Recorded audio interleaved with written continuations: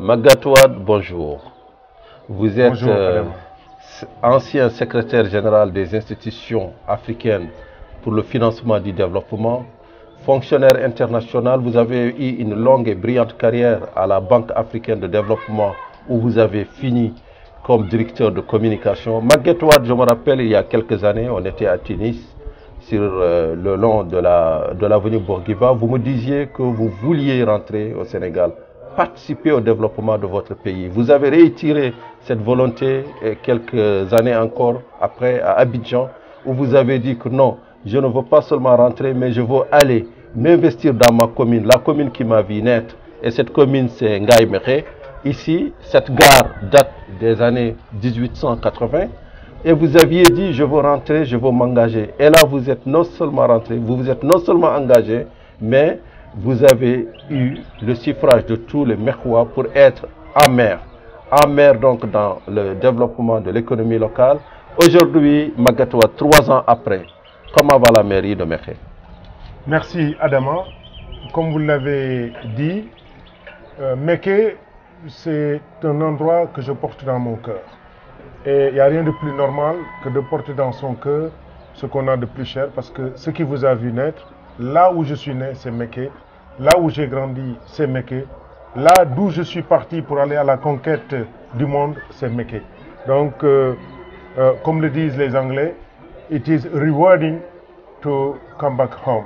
Et je suis revenu au Bercail pour apporter la somme d'expérience que j'ai capitalisée sur mon chemin, la mettre au service du développement et au service de mes concitoyens. Donc, la mairie, 2 ans et demi ou 3 ans après, se porte très bien. Nous avons réalisé 80% de notre programme qui avait été proposé aux Mekhois et pour lequel ils ont voté pour nous élire en tant que maire de la commune. Aujourd'hui, la ville est en chantier et nous avons pensé à la sécurité en nous battant à amener une caserne des sapeurs-pompiers. Nous avons pensé qu'une institution comme la mairie doit être dotée d'instruments de qualité et nous avons travaillé à construire une nouvelle mairie digne de ce nom. Et aujourd'hui, nous n'avons rien à envier aux mairies des plus grandes capitales du monde. Peut-être en richesse, ils peuvent être plus riches, mais en termes de confort, de convivialité et d'outils de travail, nous sommes aujourd'hui équipés pour faire du bon travail. Nous avons également pensé que Mékhé doit être une plateforme artisanale, une plateforme africaine de l'artisanat. Et avec le gouvernement, nous avons ouvert la maison de l'outil, nous l'avons équipé et nous avons également construit le centre d'exposition et de commercialisation artisanale qui vaut en termes de réalisation et d'équipement plus de 500 millions de francs CFA. Nous avons également pensé à l'hygiène de vie dans un cadre de vie agréable et nous avions vu que les bouchers abattaient les bœufs, donc le bétail, dans la rue dans des conditions qui n'étaient pas très hygiéniques. Et nous sommes en train de construire un abattoir moderne qui sera équipé et digne des abattoirs également du Sénégal. En plus, pour la jeunesse, nous sommes en train de construire le stade, de réhabiliter le stade Abdoulaziz Ndao avec des gradins confortables, avec tout ce qui sied en stade de qualité. Et évidemment, la culture n'est pas demeurée en laisse parce que nous avons doté la jeunesse d'un orchestre moderne et aujourd'hui on est très fiers d'écouter notre orchestre parce que nous allons bientôt surprendre le Sénégal. Vous avez un orchestre municipal, c'est ça? Un orchestre du Cayor. Notre vision dépasse un peu les frontières étroites d'une municipalité ou d'une commune.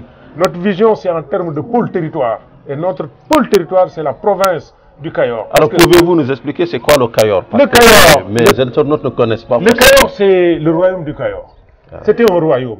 Et un royaume qui a arraché son indépendance du Jolof, parce qu'on payait les tribus au Jolof. Voilà. Et à notre royaume. À notre royaume.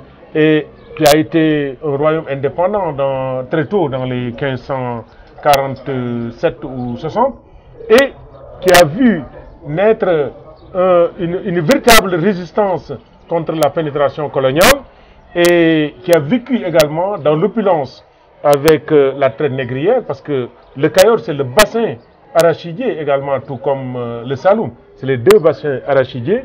Et aujourd'hui, le Cayor, après évidemment que le royaume ait été décapité en 1886 avec la mort du héros national Lat Dior Ngoné Latyr Diop. Ah, nous sommes chez Lat Dior. Ah, vous êtes chez Lat Dior, bien sûr. Pouvez-vous nous indiquer là sa maison quelque part?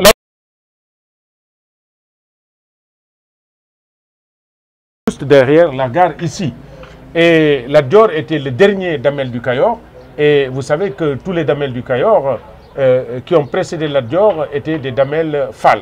Mais Lat Dior était un garmi de par sa mère, Ngoné Latyr, qui était également un Fall. Et donc toute l'histoire du Cayor, toute l'histoire du Sénégal, parce que Lat Dior est le héros national. Tout à fait. Son cheval Malaw est le symbole des chevaux, des équidés du Sénégal.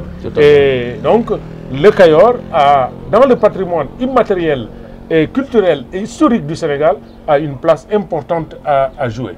Et politique également, parce que on ne gagne jamais le Sénégal sans gagner le Cayor. Voilà. Et aujourd'hui, je dirais tout simplement que nous sommes dans le Cayor et le Cayor s'étend. Évidemment, le Cayor avait conquis jusqu'au Diender, c'est-à-dire la presqu'île du Cap-Vert avait été conquise par les rois du Cayor. Et c'est pourquoi je taquine souvent mes cousins Lébou en leur disant, mais vous êtes des Adior ayant immigré au bord de la mer. Et aujourd'hui donc, le Cayor part de Ngandjouf, Mbayen, Tilmacha, Niakhène, Pekes, Mérina Dakhar, Koul, Méké, jusqu'à la mer et jusqu'aux confins de Thiès, qui est la capitale régionale. Et Méké est restée la capitale économique du Cayor. Et les capitales du Cayor, il y a eu beaucoup de capitales, Souguer, Nguigui, Mboul, etc. Mais la capitale économique... Vous avez parlé de l'économie, c'est très important. Alors, comment s'organise l'économie du Cayor, de Mékhé? Quelles sont les perspectives? Je sais que c'est une ville historiquement liée à l'artisanat, mais aujourd'hui, je vois de plus en plus de projets solaires. Est-ce à dire que le positionnement de votre municipalité est le solaire? Bon, écoutez, nous avons eu un héritage culturel historique qui est l'artisanat. Vous savez, l'artisanat, on se demande, mais comment Mékhé est devenu un centre artisanal? Oui. C'est le royaume. Dans les royaumes, il faut faire les bottes des rois, il faut faire les habits, et c'est la parade, c'est la ripaille, etc. Donc, ça se comprend. Et les femmes qui font la confession, c'était les femmes qui cousaient les bottes des rois, etc. Donc, c'est normal que ça soit une capitale de l'artisanat. Mais au-delà de l'artisanat, dans mon programme politique, j'avais dit que Mékhé devait être une écocité, une ville écologique. Et j'ai utilisé souvent le mot VIP. Ville, donc verte, illuminée et propre. Et aujourd'hui, VIP. Vos concepts. Et donc, c'est ce qui fait que nous avons essayé de faire que la ville soit une ville verte, donc écologique, et nous avons pensé qu'il fallait de l'énergie propre. Et heureusement, une belle coïncidence, un fils de Mékhé a de l'ingéniosité dans le solaire. Et nous avons été aidés par le programme des Nations Unies pour le développement à doter des GIE de femmes d'outils, à utiliser l'ingéniosité de ces Mécois. Et nous avons su faire des lampadaires solaires, des pompes à eau solaire, etc. et des accessoires solaires, des kits.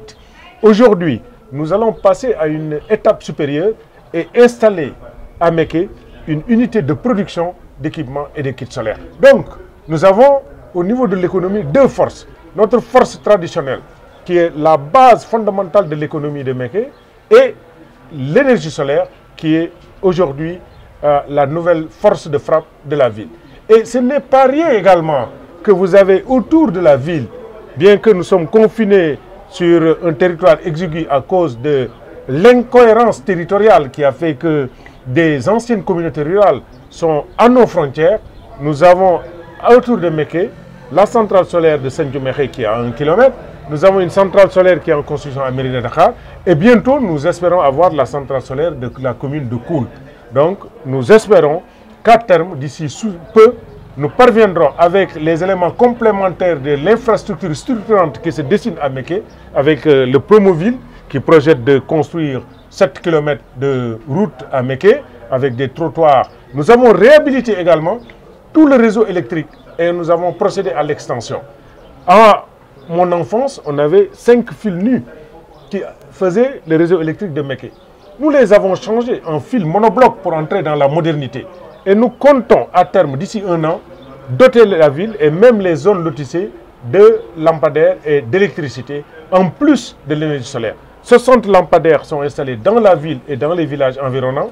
Et cette année, on en fera 60 encore et on aura 120. Nous voulons à terme que si la Sénélec ne fournit pas d'électricité, que la ville de Mékhé soit illuminée par le soleil. Dernière question, parce que le Sénégal s'est engagé dans la décentralisation avancée. Est-ce que cela, concrètement, pour une mairie comme Mékhé, cela se traduit-il par plus d'argent, par plus de liberté à choisir les investisseurs? Ce concept a-t-il un sens pour un maire? Bon, écoutez, la décentralisation a un sens. Il y a déconcentration, décentralisation, ça a un sens. Maintenant, faudrait-il que l'acte 3 puisse être matérialisé dans sa globalité et que l'on procède à rectifier les incohérences et les insuffisances de l'acte 3. Mais aujourd'hui, il y a des pouvoirs qui sont transférés aux municipalités et ces pouvoirs, nous les gérons, mais il faudrait davantage de moyens. Donc la partie financière, la partie comptable et la partie ressources est une partie qu'il faudrait compléter, qu'il faudrait renforcer pour permettre aux communes de jouer pleinement leur rôle au niveau de l'acte 3 de la décentralisation. Donc il y a un programme de bitumage de cette route qui part de Bambey à Diogo. C'est environ une centaine de kilomètres. Le marché a été attribué et c'est combiné à une sous-composante qui est île à Morphile.